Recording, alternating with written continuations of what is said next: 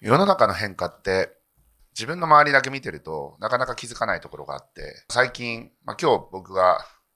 毎日書いてるノートっていうブログみたいなのがあるんですけど、それに書こうかなと思ってたのが、今ものすごい勢いで日本から労働力が失われていってるっていう話をちょっと書きたいなと思っていて、どういうことかっていうと、実は人材がすごい不足してるところと、実はなんかちょっと余り気味のところっていうのがあって、例えばなんですけど、理系のガテン系人材みたいな、わかります。建設の現場とかで測量とかしてるような人たちってめちゃくちゃ今不足してて、日本って今空前の建設ラッシュなんですね。これはいろんな理由があるんですけど、一つはやはり地政学的な問題で、台湾有事とかっていうふうに言われてますけど、中国が台湾に攻めてくんじゃないかというようなお話が誠しやかに囁かれている。これはもちろんイスラエルがガザに侵攻したりとか、ロシアがウクライナに侵攻したりとか、アゼルバイジャンという国でも同じようなことが行われていて、割と覇権主義というか、中国とかロシアみたいな覇権主義の国は、周りの国に、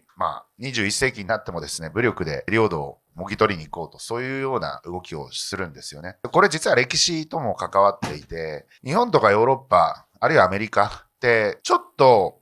ロシアとか中国とは違うんですよ。で、何が違うかっていうと、中国って地続きじゃないですか。ユーラシア大陸で、例えばモンゴルとかと接してるわけですよね、国境。で、歩いて行けるわけですよ。この歩いて行けるっていうのと、海を隔てないと来れない日本みたいな国。で、やっぱりね、これ全然違うんですよね。日本とかヨーロッパみたいな辺境にある国って封建主義といって、王様が直接その人民を支配しないんですよね。例えば、江戸幕府だったら将軍様がいて、各地に藩があって、藩の殿様が人民を支配するような、間接統治みたいなことが行われてます。これは同じです。西ヨーロッパの方の人たちも同じです。でも、ロシアだったりとか中国っていうのは皇帝がいて、皇帝が直接的に人民を支配する。絶対王政っていう風に多分歴史では習うんですけど、絶対王政と封建主義。大陸の真ん中にある国っていうのはもうガッチガチに人民を支配するんですよ。なぜかっていうと、攻めてこられるから。周りの遊牧民とか、実際中国も何回も例えばモンゴルのあたりにいる遊牧民、騎馬民族の人たちから征服されて、元王朝だったりとか、清王朝だったりとか、そういった中国人と言われる、いわゆる漢族って言われる漢字の漢ですね。漢族以外の人たちが支配することも結構あったりとかするんですよ。なので、国の成り立ちが違うので、やっぱ周りの国々に対する支配欲みたいなものが結構強いところがあると。自分たちのその周りの国々が仮想敵国の陣営に入ろうとすると、それを良しとしない。例えば、ウクライナはどんどん西寄りになっていって、NATO に加盟するとか、NATO って軍事同盟ですけど、北大西洋条約機構に加盟しようとしてるとかですね、EU に加盟しようとしてるとか、そういうようなことがですね、すごく怖いわけですよね。だから、ウクライナを攻めて牽制しようとしてると。それがあって、台湾も攻めてこられるんじゃないか、中国にと。いうようなところはみんな懸念するわけですけど、実際のところ、海を隔ててるので、台湾に中国が攻め込むってのは相当難しいです。まず、敵国を攻めるときには3倍以上の兵力が必要だっていうふうにされていて、これが海を隔てると5倍以上の兵力が必要であると。そういうふうに考えるとですね、非常に中国が台湾を攻めるっていうのは非常に僕はそんなに現実的ではないと思ってます、正直。そんな簡単な話ではない。双方ともに相当な犠牲者を出さざるを得ないので、本当にそんなことやってくるのかっていうところはちょっと微妙なところではあります。習近平3期目今突入してますけど、ワンチャイナっていうことですごく熱意はあると。それに対する熱意があるということで、万が一のことを考えて、半導体の工場が割と台湾にたくさん立地してるんですけど、これ危ないよねっていう話になってたわけですね。あと、コロナがあって世界的な半導体不足になりました。それは工場の労働者が工場に行かなくなったりとかしたので、本当に生産ができなくなって、特に車載半導体って言われる自動車とかをコントロールするためのチップ、半導体が不足してました。自動車とかに使われてる、いわゆるマイコンと言われるようなコンピューターは、スマートフォンとかに使われてるチップよりも全然古い半導体の製造プロセスっていうのはもう本当分子レベルで回路を設計するぐらいの勢いになってきてるんで、2ナノとか3ナノメートルぐらいのめちゃくちゃちっちゃい半導体製造プロセスでこういったスマホ用の CPU とか GPU を作るんですけど、自動車用はもっと全然桁が1個上ぐらい、20ナノとか30ナノぐらいの、ちょっと古い、粗い半導体。それを日本に工場を作っとけば、台湾有事でもなんとかなるよねということで、TSMC が、じゃあ熊本に作りますとか、ラピダスが、北海道の苫小牧に工場を作りますとか、そんな感じになってると。半導体の工場を日本に作るっていうのは、昔いっぱい半導体の工場あったわけですよ。なんでじゃあ日本からなくなったかっていうと、円高になったからですね。当時、ジャパンズナンバーワンって言われてた1980年代ですね。そういう時に、いろいろ今の日本とアメリカの力関係で言うと、経済的には日本の方がすごく上がっていってた時期なので、お前らちょっと安売りしすぎだろうということで、円安から円高にしろみたいな圧力がアメリカ政府の方からかかっていって、その結果として1ドル70円とか、今の倍以上ですかね。めちゃくちゃすごいレートになっていて、マクドナルドのハンバーガーが60円とか70円で食えた時期がありました。僕もそれは体験してますけど、そんな時代にですね、日本の製造業っていうのは、どんどん海外に進出していったんですね。僕の時代に学校で教えられてたのは、日本は加工貿易の国で、海外からエネルギーとか原材料を輸入して、日本で加工して、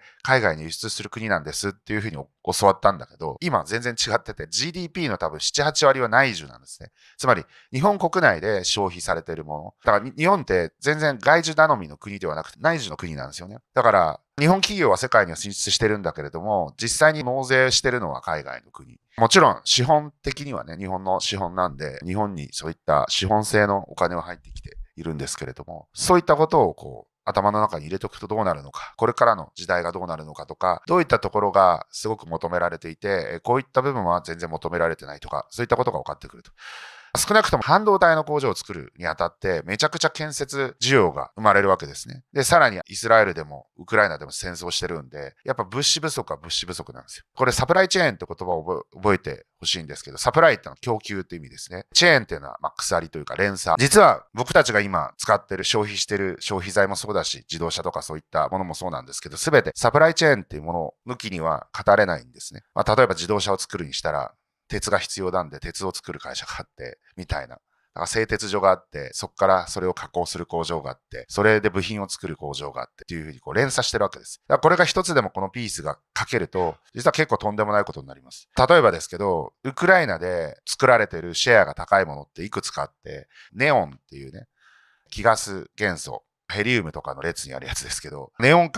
サインとかに使われてるネオンですね。ネオンは、7、8割ぐらいがウクライナで生産されてて、別に難しいわけじゃないです。ネオンって空気中にあるんで、気ガスなんで化学反応しないので、ヘリウムは軽いんで宇宙飛んでっちゃうと言いますけど、ネオンとかクリプトンとかそういったものって重いんで、この辺にうようよしてるわけですよ。キセノンとかね。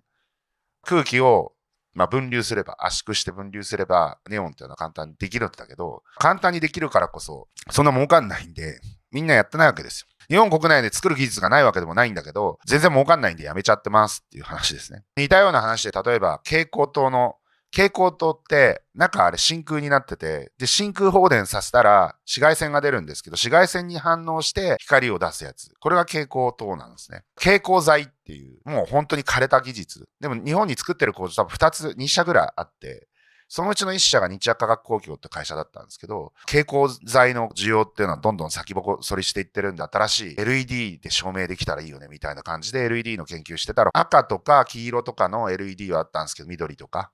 だけど、青を作るのが難しくて、誰もできてなかったんですけど、日薬化学工業の中村さんという社員の人が、青色 LED っていうのを発明してノーベル賞を取るんですけど、そんな感じ。サプライチェーンっていうのは本当に工業製品、僕もロケットとか作ってるんでわかるんですけど、本当に日本に一社しかないようなロケットの部品作ってる会社あるんですよ。シールって部品とかは本当に一社、イーグル工業っていう北関東にある会社が作ってるんですけど、ここ一社しか作ってないから、これなくなったら大変なことになるわけですよ。ロケットってのは先っぽに衛星を乗っけたロケットですけど、核弾頭乗っけたら核ミサイルになっちゃうんで、ロケット用の部品って意外と重要な部品で、例えばアメリカ製の部品って日本に輸入できないんですよね。ロケット用に使えますって言ったら、輸入規制がかかっちゃいます。軍事同盟結んでるんですけど、意外とアメリカってそういうところ厳しいんですよね。だから、日本でその部品が作れなくなると、ロケット作れなくなっちゃったりとかする。それぐらいサプライチェーンって重要なんですね。で、そういうことになってると。で、車載用の半導体だけじゃなくて、いや、そういった iPhone とか、そういったものに使うためのチップも作りましょう、みたいな話になって、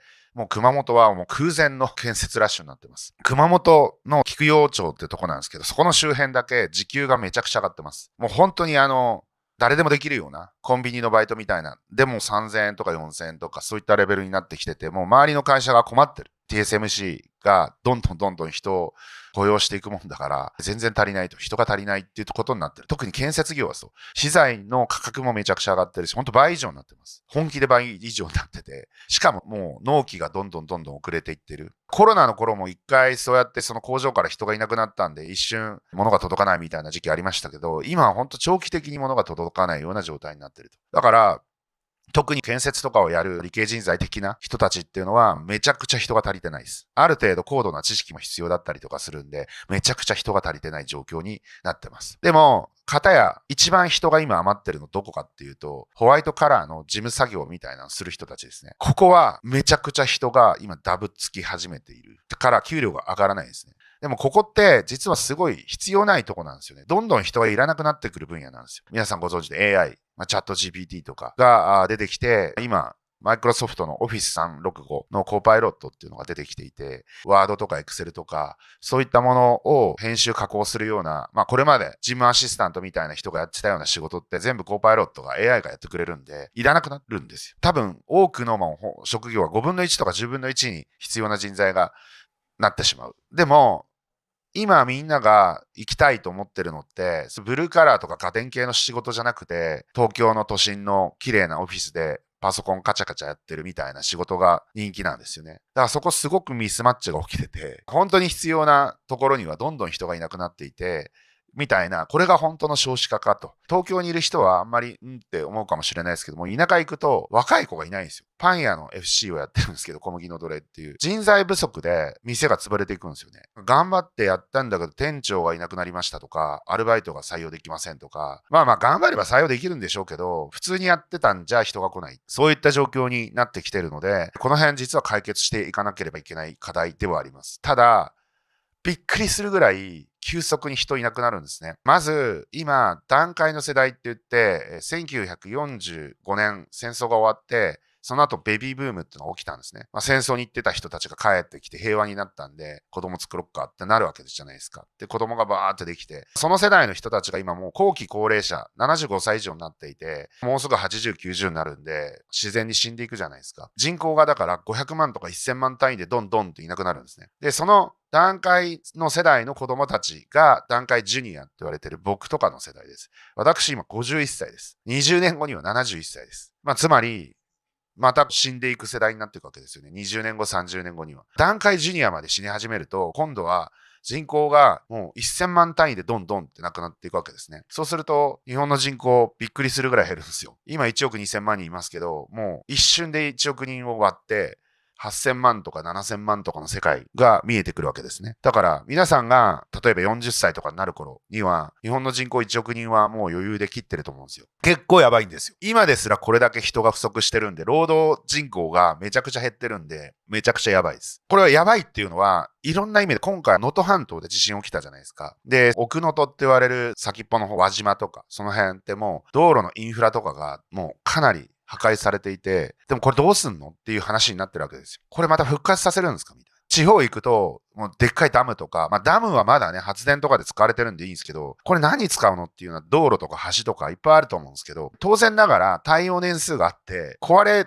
そうになったらメンテナンスしなきゃいけないんだけど、金もねえ、人もいねえみたいな話になってくると、もうこれいらないんじゃねみたいな話になってきてる。よくコンパクトシティ化っていう議論がもう2、30年前からされてたんですけど、めちゃくちゃ反対する人多かったんですが、ここに来て、団塊の世代が後期高齢者になって、山奥のもう本当に数軒しかないような集落にいると、例えば心臓発作とか脳卒中とかになったら救急車呼ぶんだけど、救急車呼んでる間に亡くなっちゃったみたいなことが頻発するようになったんで、みんな命の危険を感じて山から里に降りてきてるんですね。そういう現象が日本の地方いろんなところで起きているので、ここに来てちゃんとコンパクトシティ化するしかないですよねみたいな議論が出てきてたりとかもします。そういう中で我々はどう生きなきゃいけないのかっていう、まず何もなかった時のことを考えなければいけなくて、何もなかった時のことって結構想像するの怖いなっていうような感じ。もうちょっと世界とかを見た方がいいかもしれないです。東南アジアの国とか、バンコクとか、ベトナムのハノイとかホーチミンとか、シンガポールもそうですけど、どこ行ってもめちゃくちゃ盛り上がってます。すごい人が増えてるんで、人が集まってきてて経済的にも豊かになってるんで、びっくりするぐらい活気があります。日本人って行ってない人、外に行ってない人は、その問題についてあまり考えてないんだけど、なんかこれは、なんか日本にいると精神的にも経済的にも貧しくなるなみたいな感じの感情を受けると思う。で、日本国内でも外国人がインバウンドですごく集まってる。東京もそうですけど、京都とか、あるいは飛騨高山とか、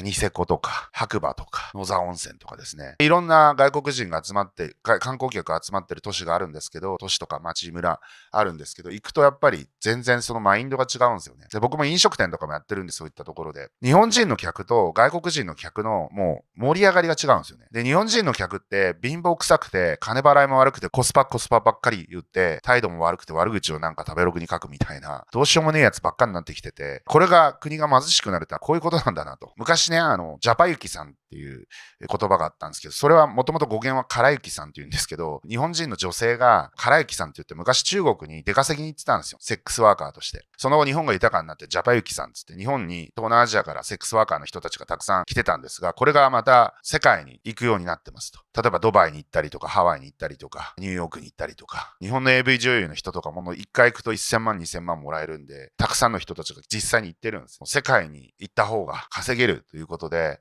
世界に行ってもポテンシャルがある人たちっていうのはそうやって稼いでいってると。日本人相手に商売をしようとすると非常に貧乏臭くて大変なんですけど、世界を相手にすると全然そのお金の水準が変わってくる。びっくりします。本当だから日本だけでやろうとすると、本当給料が少ない。学者っていうかそういった研究者とかでもそうだし、アメリカとかだと大学院生でそのバイトとか、日本人ってなんかバイトとかするんだけど、外国の大学院生って教授がやってる会社から給料もらって研究してたりとかするんです。優秀な人は。返さなくていい奨学金とかが出て、でも2000万とか優秀なやつはもらってたりとかするんですよね。日本ってね、ポスドクっつって、ドクター、博士課程出てても、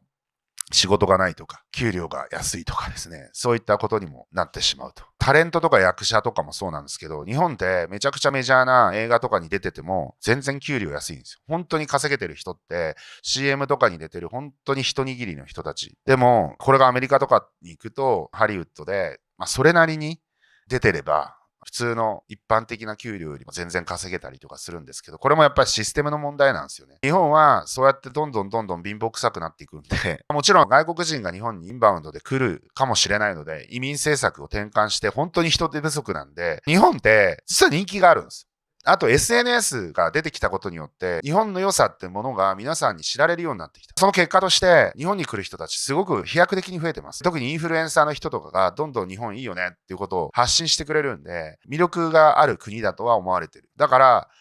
例えば英語が通じるとか、労働条件が、ビザが緩和されるとかね。そういったことがあると、退去して日本に人がやってくる。これは全然考えられることではある。だから頑張れば500万とか1000万とかの人たちが日本に移住してくる可能性は十分にあると思います。逆に言うとそうせざるを得ないかもしれない。で、もう一つはインバウンドの観光客とか短期滞在者。これも実は経済効果的に言うと非常に大きいわけですよ。今年多分日本にインバウンドで来る外国人の数3000万人ぐらいだと思いますが、政府はこれを倍増させようとしているし、僕はポテンシャル的に言えば年間1億人以上来てもおかしくないと思ってるんで、そこも含めると非常に面白い可能性はあるなと。今日ね、ちょっとマクロ的なというか、全体的なお話をしましたけれども、これを前提にして皆さん自分の生き方を考えたらいいんじゃないかなと思います。海外とか行って知見を広めてくるのもすごく大事なことだと思いますし、そうすることによって見えてくるものがある。自分の見た目とか自分の良さっていうのは他人に評価されないとわからない。自己評価がめちゃくちゃ高い人もいれば低い人もいる。でも客観的に見られないとですね、自分の良さって本当にわからないんで、日本の良さをですね、再発見するためにも、外の世界を見た方がいいんじゃないかなと思いました。以上です。